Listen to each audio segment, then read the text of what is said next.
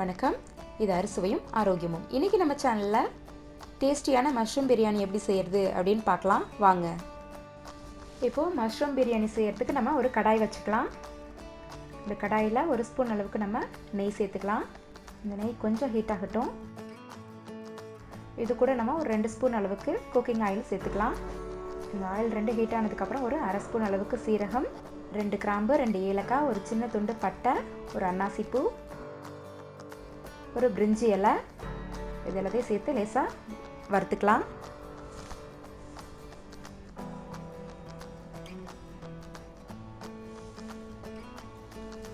இப்போ இது கூட நம்ம ஒரு 2 வெங்காயத்தை கட் பண்ணி சேர்த்துக்கலாம். இதையும் சேர்த்து நல்லா வதக்கிக்கோங்க.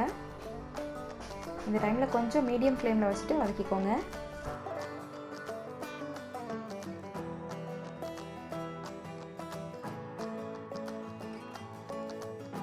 வெங்காயம் இப்போ ஓரளவுக்கு வதங்கிடுச்சு. இன்னும் கொஞ்சம் இது நல்லா வதங்கட்டும்.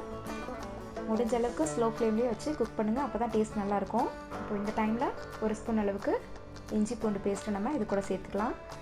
இந்த இஞ்சி பூண்டு பேஸ்ட்டோட பச்சை வாசனை போகிற வரைக்கும் நம்ம இதை வதக்கிக்கலாம்.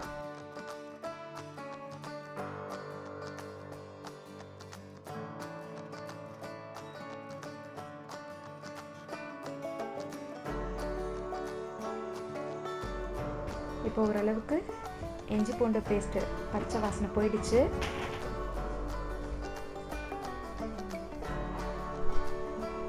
இன்னும் கொஞ்சம் நேரம் நம்ம வதக்கிக்கலாம் இதை. இப்போ இந்த டைமில் ஒரு தக்காளியை எடுத்து கட் பண்ணி சேர்த்துக்கிறேன். நிறைய சேர்க்கணும்னு அவசியம் இல்லை, ஒரே ஒரு தக்காளி நம்ம ஆட் பண்ணிக்கிட்டாலே போதும். இது நல்லா மசிஞ்சு வர வரைக்கும் நம்ம இதை வதக்கிக்கலாம்.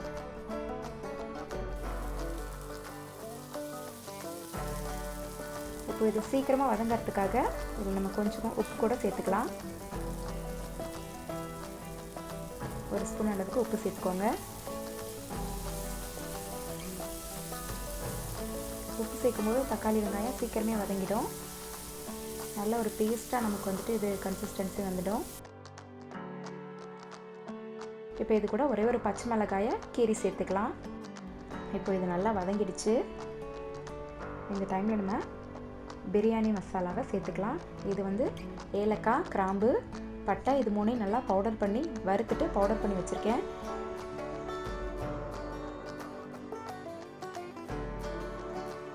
அடுத்ததாக கரம் மசாலா ஒரு 1/2 ஸ்பூன் அளவுக்கு சேர்த்துக்கோங்க. மிளகாய்த்தூள் ஒரு 1 ஸ்பூன் அளவுக்கு சேர்த்துக்கோங்க. உங்களுக்கு காரத்துக்கு ஏற்ற மாதிரி மிளகாய்த்தூள் சேர்த்துக்கோங்க. மஞ்சள் தூள் ஒரு 1/4 ஸ்பூன் அளவுக்கு சேர்த்துக்கோங்க. இது எல்லாத்தையும் நம்ம ஒன்றா வதக்கி எடுத்துக்கலாம். இந்த மசாலாவோட பச்சை வாசனை போகிறதுக்காக லேசாக வதக்கியாச்சு. இப்போ இது கூட நம்ம ஒரு 3லேருந்து 4 ஸ்பூன் அளவுக்கு தயிரையும் சேர்த்து கலந்துக்கலாம். தயிர் சேர்க்கும்போது இந்த மசாலா கொஞ்சம் நமக்கு எக்ஸ்ட்ரா கிடைக்கும். சாதத்தில் ஆட் பண்ணும்போது கொஞ்சம் மசாலா அதிகமாக இருக்கும். ஸோ அதனால தான் தயிர் சேர்க்கறது. இன்னும் நமக்கு டேஸ்ட்டும் வாசனையும் கூட இன்னும் நல்லாயிருக்கும் தயிர் சேர்க்கும்போது. தயிர் சேர்த்து நல்லா கலந்து விட்டுருங்க. இப்போ ஒரு கைப்பிடி அளவு புதினா, அதே மாதிரி ஒரு கைப்பிடி அளவு கொத்தமல்லி, இதையும் சேர்த்து நம்ம நல்லா கலந்துக்கலாம்.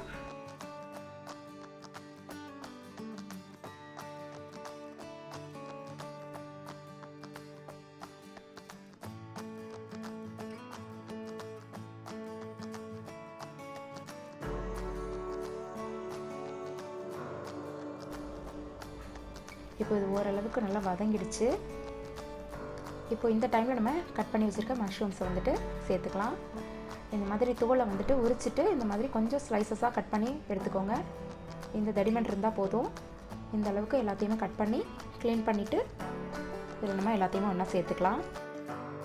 இப்போது இந்த டிஷ்ஷுக்கு தேவையான அளவு, பிரியாணிக்கு தேவையான அளவு உப்பை நம்ம சேர்த்துக்கலாம். ஏற்கனவே நான் கொஞ்சமாக உப்பு சேர்த்துருக்கேன் தக்காளி வதக்கும் போது. ஸோ கொஞ்சம் நான் பார்த்துட்டு கம்மியாக தான் சேர்த்துருக்கேன். நீங்கள் டேஸ்ட் பண்ணிவிட்டு அதுக்கப்புறமேட்டுக்கு உங்களுக்கு உப்பு இன்னும் தேவைன்னா, காரமும் இன்னும் கொஞ்சம் தேவைன்னா நீங்கள் அப்போ ஆட் பண்ணிக்கலாம். இந்த பிரியாணிக்கு தேவையான மொத்த உப்பை நம்ம இந்த டைம்லேயே சேர்த்துடலாம். இந்த மசாலா கூட நல்லா இந்த மஷ்ரூம் வந்து மிக்ஸ் ஆகுற மாதிரி நல்லா கலந்து விட்டுக்கோங்க. எப்போதுமே மஷ்ரூம்லேருந்து கொஞ்சம் தண்ணி விடும். ஸோ அந்த தண்ணியெல்லாம் ஓரளவுக்கு வற்றி வர வரைக்கும் நம்ம இதை வதக்கிக்கலாம் நல்லா. தண்ணி ஓரளவுக்கு கம்மியாகி வந்துடுச்சு.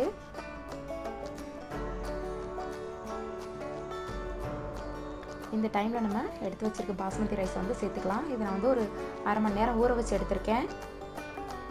இப்போது இந்த மசாலா கூட நம்ம அரிசியை சேர்த்து அப்படியே மிக்ஸ் பண்ணிக்கலாம்.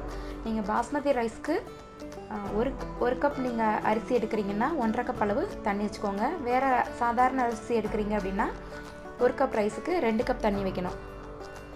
அந்த மாதிரி அளவில் வச்சுக்கோங்க. பாஸ்மதி ரைஸ்க்கு தண்ணி அதிகமாக தேவைப்படாது, மற்ற அரிசிக்கு கொஞ்சம் தண்ணி எக்ஸ்ட்ராவாக தேவைப்படும்.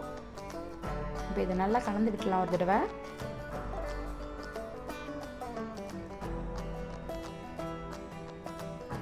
இப்போ நான் எடுத்துருக்க அளவு எல்லாமே 300 கிராம் அரிசிக்குள்ள அளவு. நீங்கள் இன்னும் கொஞ்சம் அதிகமாக அரிசி எடுத்துக்கிறீங்க அப்படின்னா நீங்கள் இந்த மசாலாவோட அளவு எல்லாத்தையுமே கொஞ்சம் அதிகப்படுத்திக்கோங்க. இப்போ நல்லா கலந்தாச்சு. நான் 3 டம்ளர் அரிசி எடுத்திருக்கேன். ஸோ இதுக்கு 4.5 கப் அளவுக்கு நான் தண்ணி சேர்க்க போகிறேன்.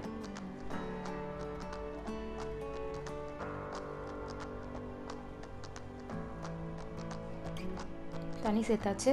இப்போ இதை நல்லா கலந்து விட்டுடலாம் ஒரு தடவை. இப்போ இதில் 1 ஸ்பூன் அளவுக்கு நம்ம நெய் சேர்த்துக்கலாம். வாசனை இன்னும் நல்லாயிருக்கும். இப்போது இதில் ஒரு மூடி போட்டுட்டு நம்ம மீடியம் ஃப்ளேமில் வச்சு குக் பண்ண ஆரம்பிச்சிடலாம்.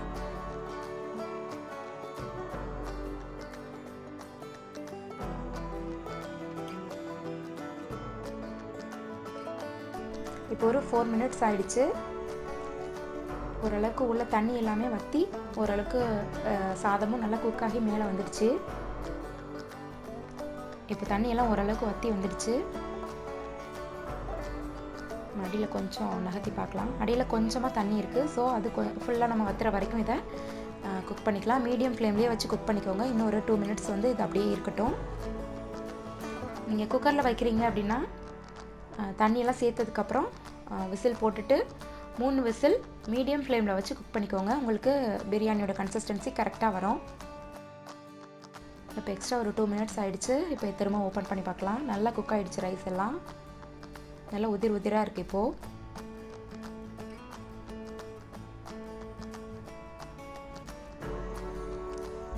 அவ்வளோதான், மஷ்ரூம் பிரியாணி ரெடி ஆகிடுச்சு. இந்த டைமில் நம்ம ஸ்டவ் ஆஃப் பண்ணிக்கலாம்.